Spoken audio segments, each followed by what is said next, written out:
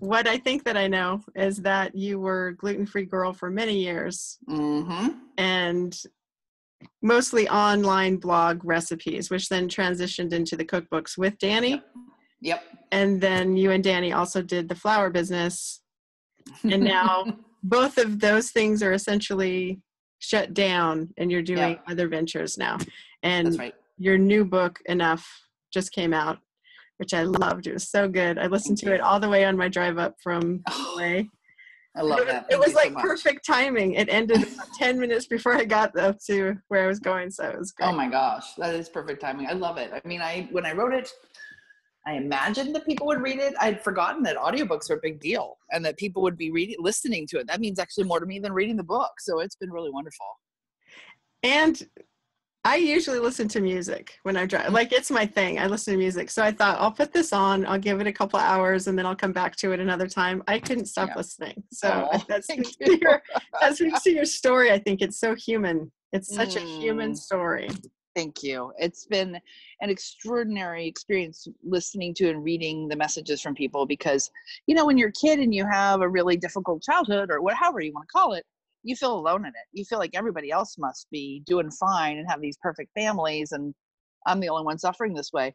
And if we could have all gathered around, all these people who have written to me, I feel like if I could have run a flag up the flagpole early on in 1977 and said, hey, come hang out here, we wouldn't have felt as damaged as we did. But that's the nature of trauma, is that you're alone in it. You do feel like you're the only one. Yeah. I grew up in a Mormon family in a small Utah town, and my dad was our doctor for the town and for my family. And I grew up hearing that was so good that he was our doctor, because that meant that it was a loving act for your dad to be your doctor or something. Like, it was kind of built into the theology of the religion somehow. It was like this package deal. And so listening to you and your parents, how they turn this, we're a happy family, we're a close family, and now we can never leave the house. Yeah. Like my family kind of did this thing about, it's a good thing that your dad's a doctor, he's such a good man, but that also meant I didn't get the care that I needed because he was my dad. So there wasn't another doctor, you know? So that whole part about your parents, I was identifying with the whole time. I was like, yes, I know, get out of there. And I love the part where you talked about the good things, because that is some of the pushback that I get, is that, well, your parents are good people. Yeah, they are good people. And and it was incredibly difficult, and it's scarred me in a way that I'm still just unearthing now at 53, you know. And the hard part is that we've grown up in a culture of good guys and bad guys. You know, like, there's good and bad, and there's the bad people who do the bad things and the good people do good things, right? Well, I've actively trained my son to not say bad guys. When he was about 2, he'd say, oh, these are the bad guys, holding up these little figures. And I'd say, no, those are just the people who made bad choices. And then the other day he had a play date when I was at work, and Danny texted me and he's like, oh, he just confused the hell out of his friend, because his friend said, yeah, I want the bad guys. And Desmond said, no, you mean the people who make bad choices. And I guess the other 5-year-old's like, what the hell are you talking about? But I want my kids both to know that if we think of some people as bad, we're immediately declaring ourselves as good. And we're like, well, I could never be like those people. And this is actually a long ago, you know, only I would talk about parents and Nazi trials. But Hannah Arendt wrote this beautiful book where she went and listened to the trials of people who had worked as part of the Nazis. And it's called The Banality of Evil. Because she said, you know, most of these people like sat at a desk and filed papers and did their normal things and went home and out with their kids. They weren't demons and monsters. So if we choose to be part of a system, we are choosing to be part of the system that's damaging other people. And if we choose to say, no, not me, then you're making a choice to be good in that moment, even if you're a jerk elsewhere. You know? None of it's ever simple. But yeah, that's was true for my parents as well. They are still very complicated. But I see parts of them that I can absolutely love, and parts of them that are very, very sad. And I don't feel any anger at them anymore. But that also doesn't mean they need to be a very big part of my life. Mm-hmm. Yeah. And the story that your family tells you, like everyone, not just you and I, but like everyone, the story that your family tells you about who we are as a family and who other people are, it just takes so long to even see. that Oh, like yeah. this is a thing. Yeah. And then it takes so much longer to figure out, do I like that? Do I believe that? And then it takes another chunk of time to like undo it if you don't. Like Right. I'm almost 49. You're do you say 53? I'm 53. Yeah. And I feel like we're kind of in the zone. Like it's people our age who are finally able to get to that point. Yeah. Yeah. And I think that's why my book is resonating for so many women in particular because, and I wrote about this in the book, as women, we're trained to not tell the other side of the story. Yeah. You know, we are trained to be small and to be quiet and to be devoted and certainly not make any waves, you know. But if you don't ask the hard questions, you'll never be able to see that it is a story that has been playing as a tape loop in your head. Yeah. And it's going to be interesting to see what girls my age, my daughter's age, excuse me, she's 11, what their story is, you know, not individuals, but as a generation, to say, you know, my daughter has never watched commercials ever. She's watched like a show on Netflix, right? Right, yeah. We curate everything she wants. Right now it's all Star Wars, right? Which I love. We have great deep philosophical conversations about it. But she has never been under the sway of the marketing industry telling her she's not good enough. Or her life will be better if she has that toy or that cereal. She just has never watched them. So does that mean she'll have that same feeling of she has to be small? So far not. But she's about to hit puberty, so we'll see. Yeah. And other people's kids probably are to some degree. And so she'll mix with those kids. And then that's interesting time to see your kids' belief systems go up too. Oh, yeah. Other kids' belief systems. Yeah. Oh, yeah, absolutely. But I think all the time about that idea of a story because I love stories. But then how much of stories are we telling ourselves to reinforce our own story? Like this month, I'm actually deliberately listening to music I've never heard before. And I think I don't like because it's just so damn easy to fall into like, oh yeah, I'm going to listen to Casey Musgrave's album again. And then I'm going to listen to, you know, Hamilton again, all the stuff. Right. And it's like the soundtrack of my life. But if I had a completely different soundtrack, would my life be different? Yeah. I love that. Are you going to make a Spotify playlist that people can go and listen to? Songs I thought I didn't like, that I've never heard before, that I now am embracing. I'd love to like crowdsource it on Twitter or something and say like, give me a song you love I've never heard before. I just like somebody introduced me to this band named Kindness that I just started listening to because the name was Kindness, right? I still don't even know where they're from. And it is massively great and not at all the kind of music I would listen to. You know, it's like kind of trancy, kind of like very electronic, very like voice driven at the same time. I'm like, all right, I'm just going to listen to this album on my ferry ride back and forth to work until I know it and see if I really like it. You know? I love that though, because also it's retraining your brain to accept new ideas, just like in general, to be more open. Yeah. That's a great idea. Yeah, exactly. Because that's the crux of it all, right? Like we want our safe place and we don't want to have to get out of that. But heck, if we're going to change the world, we're going to have to get out of our safe place. Well, and this is a good segue into the thing that I'm passionate about, which is caring for ourselves, the self-care of people who are creative. Yeah. I love practical self-care for everybody, but particularly creative people, because I know so many and we torture ourselves. Oh, God. You know, and we're more creative about torturing ourselves because we have these wonderfully creative minds. Yes, of course. And I'm sure you've received feedback from lots of people, but the way that in your book you intro in the beginning with your body parts and then you outro with the body parts, and what you've learned about self-acceptance in that is just so beautiful. I was bawling. I'm sure lots of people tell you the same thing because it's very real and touching. So I would love if you would share, what is it that you learned about yourself in this process, and can you duplicate it in other ways for other self-care? Yeah, I mean, I'm really, really interested in this notion of self-care too, mostly because it has occurred to me this last year as writing the book is somehow self-care has been like taken over by capitalism. So all self-care, it requires you buying something, right? You got to go to the spa or buy a bath bomb or buy CBD gummies, which are great. You know, like it's always about giving money to somebody else to make you feel better. And I refuse. So a lot of the times my self-care comes down to how I also take care of my kids because they're 11 and 5. So we still have like, why are you so grumpy? Oh, you're hungry. Here, have some, you know? So, I mean, my self-care is, am I tired? Take a nap. Am I cooped up in the house? Go for a walk in the woods. You know, just like Yes. really fundamental basic stuff. And once I run through my 4 or 5, which is take a nap, eat some food, listen to some music that will get me dancing, talk to someone I love, and write. So I'm writing, I'm feeling better. Yeah. If I still don't feel better after those 5, then I know something else is going on, and then I want to go investigate and maybe, you know, go to a therapist or something else. But like consistently after I've done 2, it's all gone. I'm feeling better. Okay. So yeah, just really checking out on very primal, basic body things. You know, have I had enough water? Yeah. And for me, part of that is also have I been on the phone too long? Have I looked at too much Twitter? Right now, these last 2 days, Oh yeah, it's bad. You know, you're just like, okay, war with Iran for no reason at all, right? So just I set a timer and I'm off at 15 minutes and that's it. And then I don't let myself look at it again for another hour or 2, you know, and that helps too. Yeah. I printed out a sign that was on my wall for a very long time, maybe 3 or 4 years, that said, eat a snack, take a nap, try again tomorrow. It was like, yeah, try those 3 things and just go to bed and wake up tomorrow. Well, exactly. Yeah, go ahead.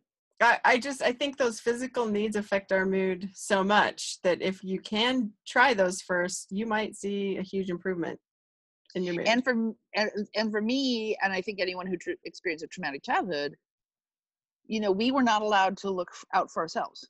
Yeah. You know, there was no sense that our self mattered in the midst of that. It was this larger story, and it was usually like a narcissistic parent or, you know, whatever was going on, right? The alcohol, whatever, you know. Right. And so for me, like fundamentally, I'm rebuilding a healthier self when I say, what does my body need right now, and give it to itself. It's actually like this pretty radical act. I so agree with that. And so many people who are creative and find themselves writing and making movies or whatever, they have also been through something major traumatic, which has helped their brains think in creative ways. And a lot of times that is from family stuff. And so then you run into the problem of, is it my story to tell? And you touch on that a little bit in the book. Can you talk about that? Well, I struggled for a couple of years with the idea of this book. You know, when I was about 10 and things were truly, really bizarre and awful in my house, I remember watching my parents fight again and thinking, you're just having the same damn fight every day. And I was 10, you know? And then thinking, someday I'm going to write about this. This is the little kernel I kept in the back of my head, is somehow at 10, and it was a great story, you know? But it was also the story I would tell myself in order to like move out of myself too. You know, I was like, okay, if I can see this from a distance, then somehow it's not so bad.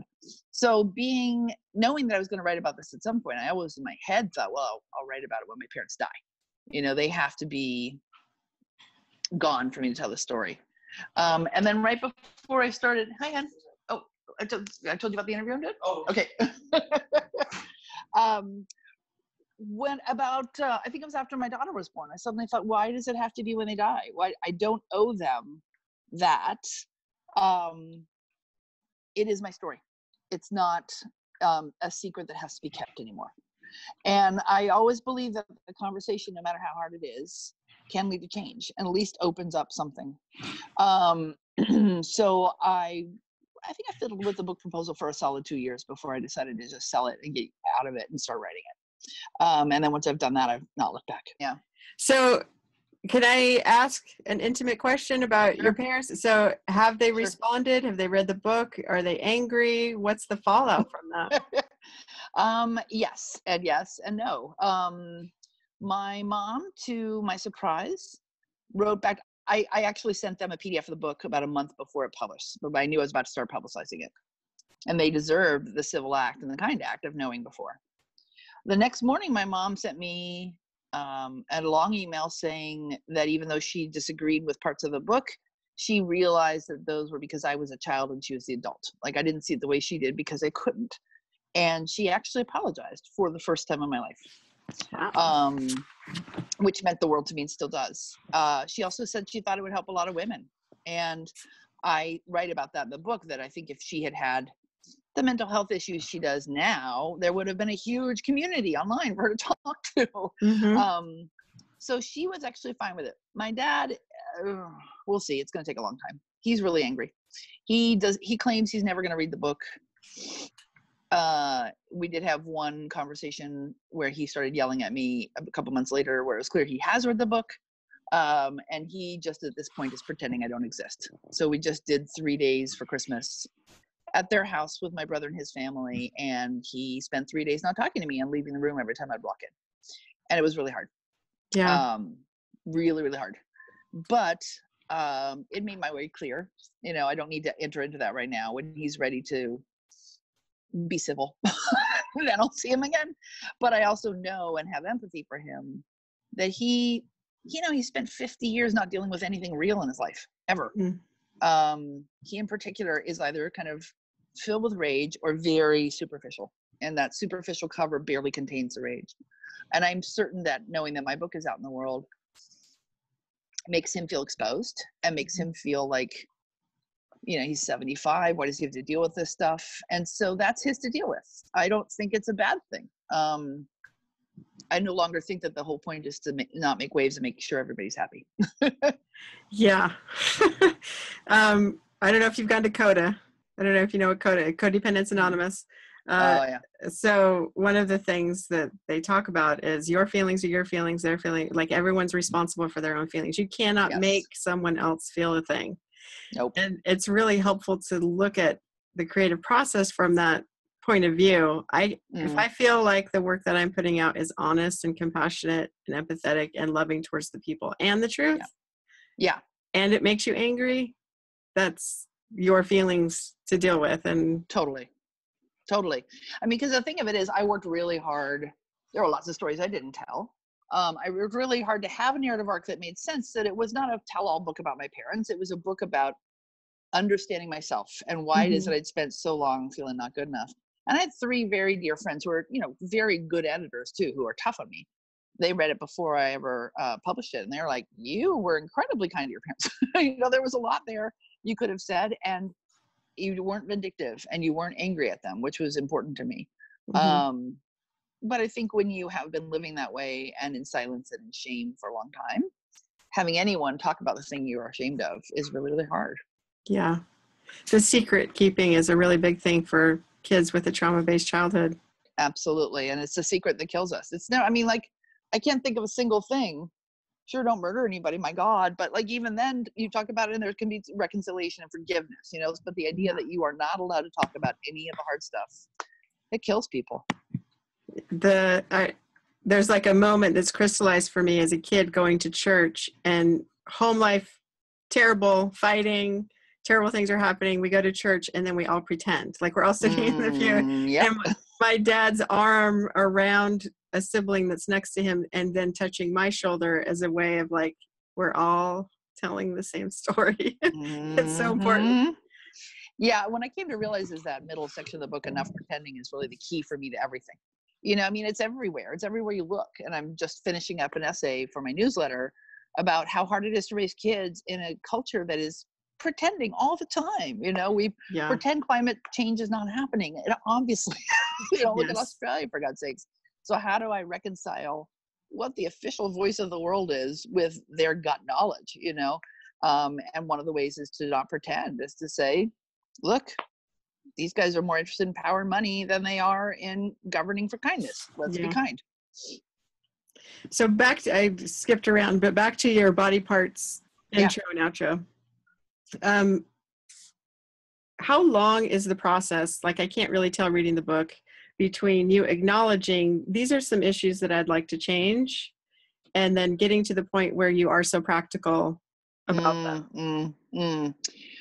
Well, a lifetime. Yeah. You know, I think that the last 10 years have been 11 years. It was actually being pregnant with my daughter and giving birth to her that changed profoundly the way that I look at my body. I was no longer subject to everyone's gaze, you know, like, are my thighs thin enough? Is my belly small enough? No, and no, you know, of course, to whatever notion.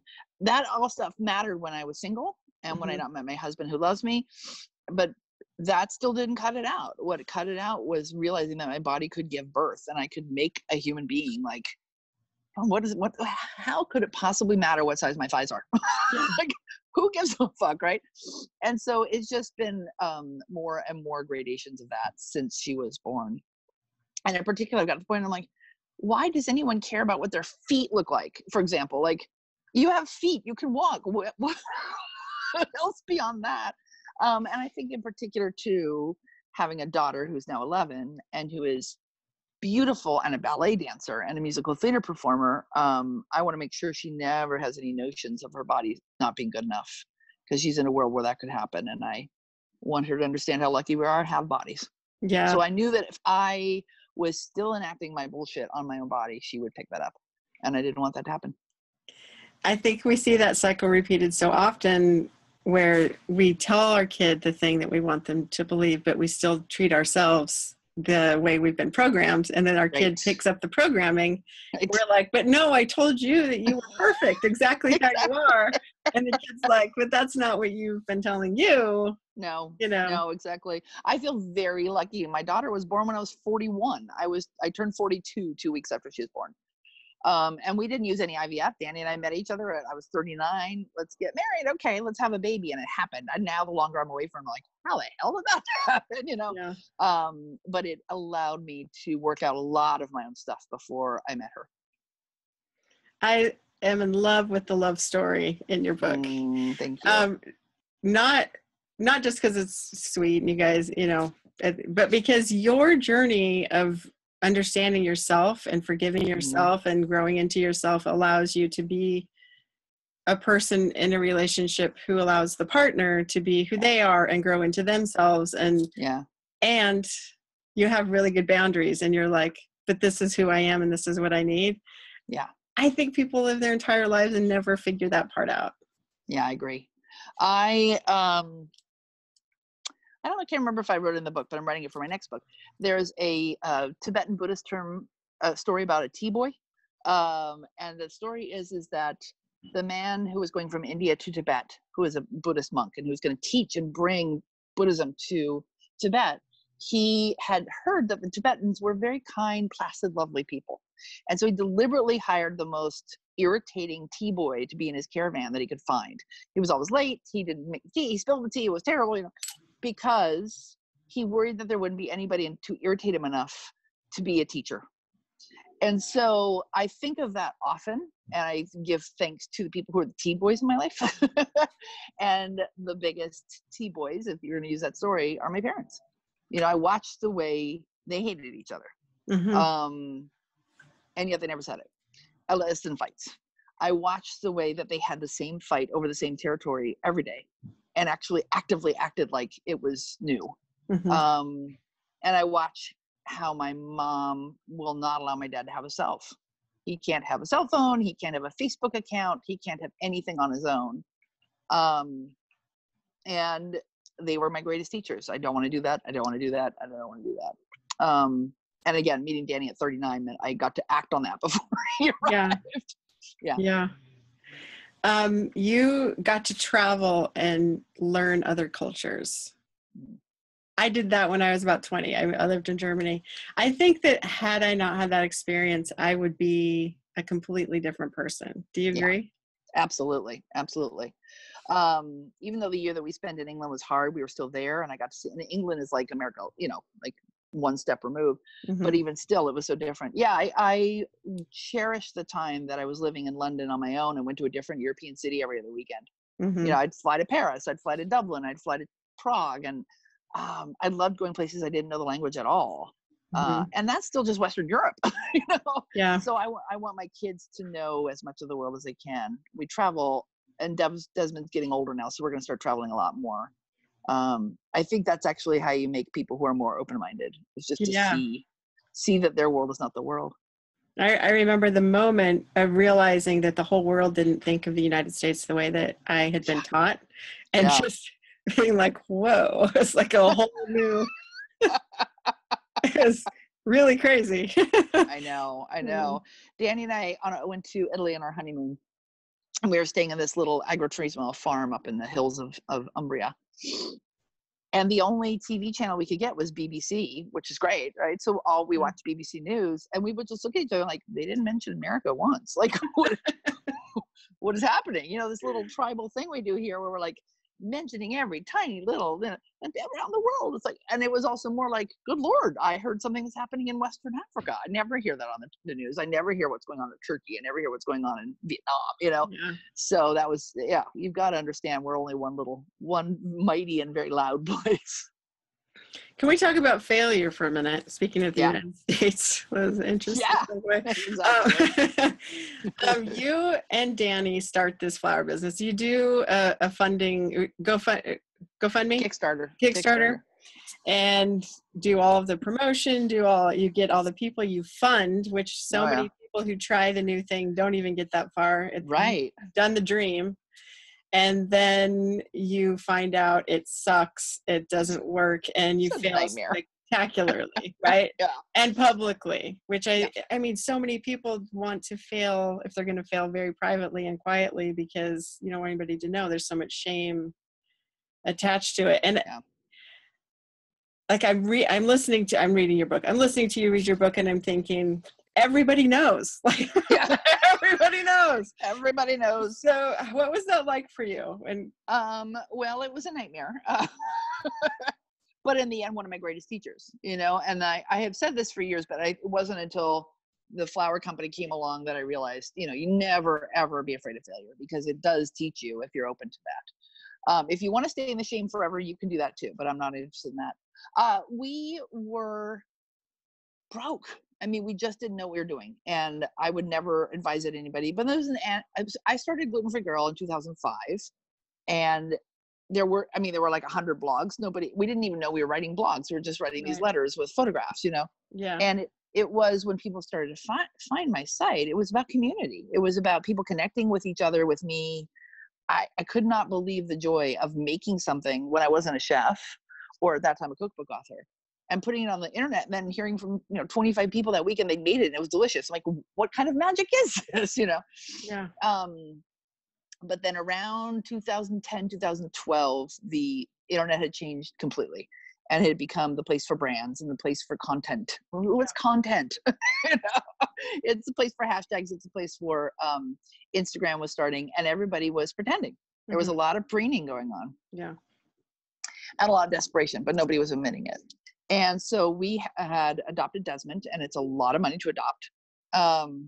And Danny and I were both working full time on Gluten Free Girl, so we didn't have any backup plan. I know friends who have blogs and their husbands are investment bankers. That's great, not us, And so people kept coming forward and saying, "You should do this. You should start a flower company." And eventually we'd say, "Okay, I guess we should do this. It's going to be mailbox money," and it was not. It was nonstop, exhausting flailing. We are not good at being business people. Don't ever hire me to run your business.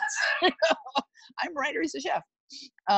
We kept it up for about 2 years, and I had a mini stroke in the midst of it because of the stress, along with other things.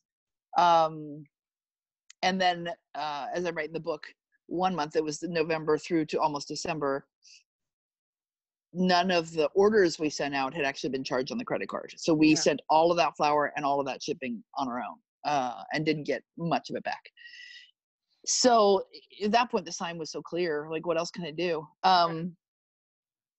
But I realize now that we were stuck in this feeling of like, well, we can't let Gluten Free Girl die. Like, we would start talking about Gluten Free Girl should do this, and Gluten Free Girl should be, and that was the thing that was making me really uncomfortable, is suddenly I was a persona. I was not Shauna. I was back to being in that happy family, getting good grades. So, when we quit, it was actually relief. It was a relief to no longer be pretending that I had any idea what I was doing. And it's what led us to this journey of enough instead. Is I want to write. Danny wants to cook. How can we do that? If we're already broke, let's just do that and be at least doing the thing we love. Yeah. And it turns out, no, that has led to all kinds of things that have meant we're fine now. We're comfortable. So I don't think anyone should be afraid of failure. If you're going to fail spectacularly. Do it in public. There's no going back.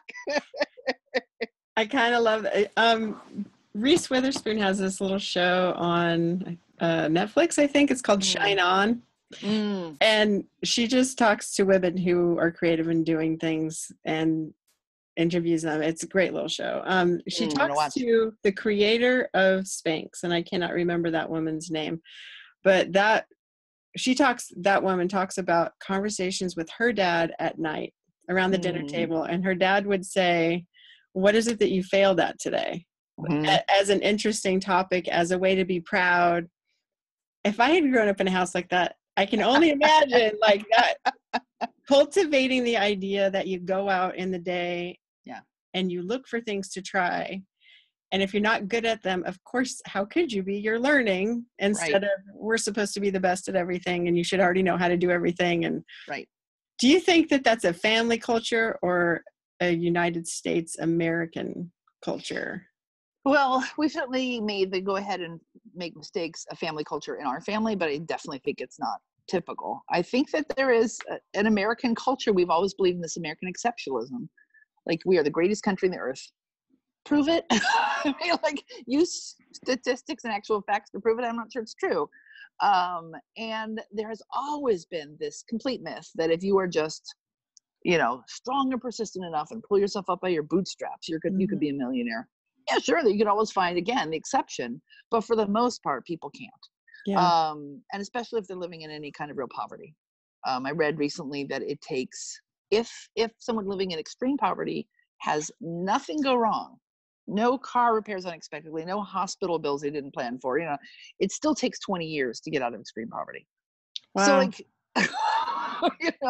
so this notion, nobody tells you, and I wrote in the book, like, it's a hell of a lot easier to be an entrepreneur if you have a trust fund. Nobody tells you how hard it is and how you're going to flop and you're not going to sleep. And